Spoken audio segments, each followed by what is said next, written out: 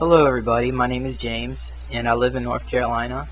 I have a really interesting story to tell about a unique person I met on the internet back in 2003. His name is Nate Wilder, and he was 14 years old, back then at least. Um, and he told me some things which are pretty fantastic, so much so that I actually wrote a book about it. And links are on the YouTube, you can check that out. It was the thing what separated him over other people was his ability, or should I say supernatural abilities. He had the supernatural strength and a supernatural rage to go with it. When I first met him, he was a very troubled young person. He would be changing from school to school because he would constantly get into fights. And he told me one time when he was like 9 years old, he threw an older boy about 12 years old into the trash can. I thought that was pretty funny, but maybe not so much of the kid that got thrown in the trash can.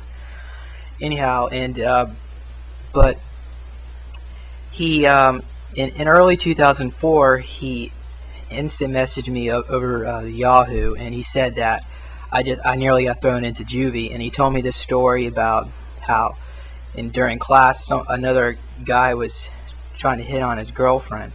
So he got really upset and he hit him, and the guy flew nearly all the way across the room out the window and that was like a second story floor.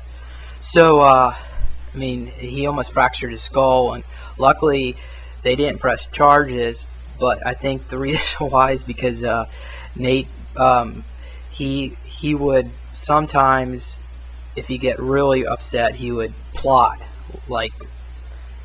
and actually write stuff down and plan how he's going to get back.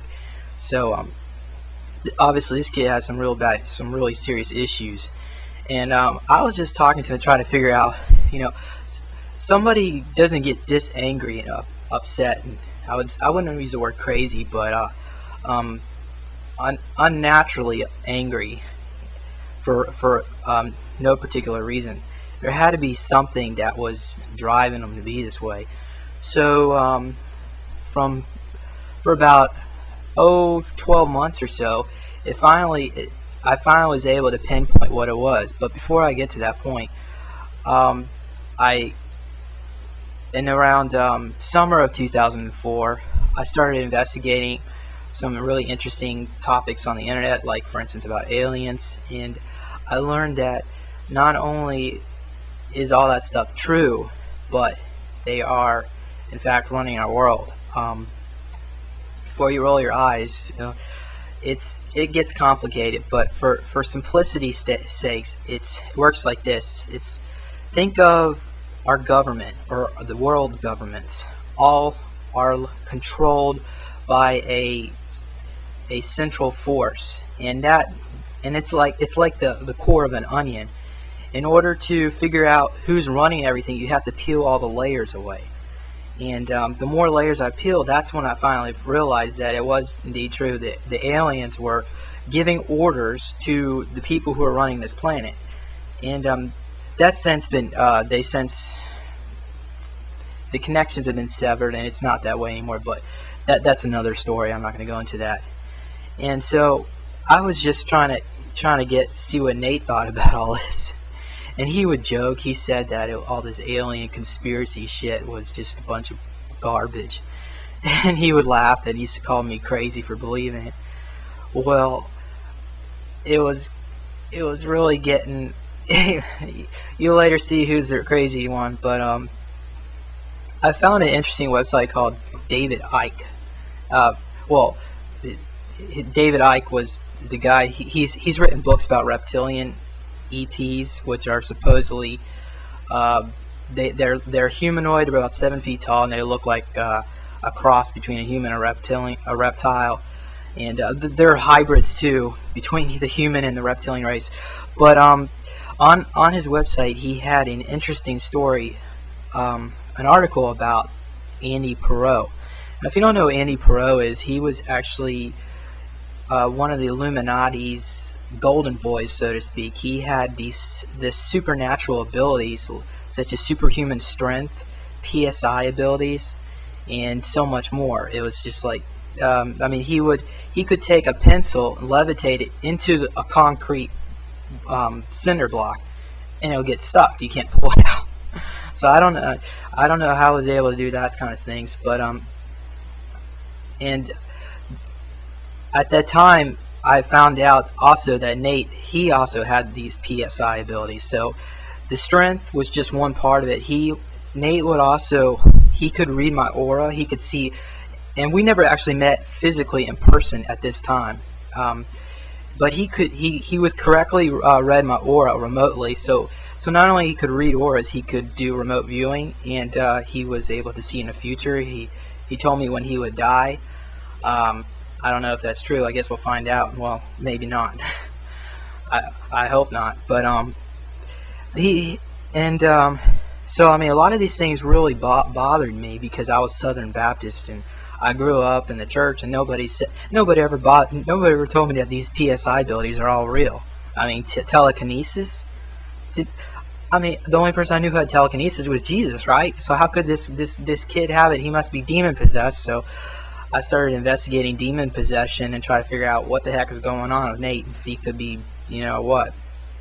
Well, I tried going through, just asking him some questions, and he did fit the profile of demon possession, but I could never seem to get any the evil any entities to come out or whatnot. And I tried to talk to him, but I think if it was possession, it wasn't a full possession. So he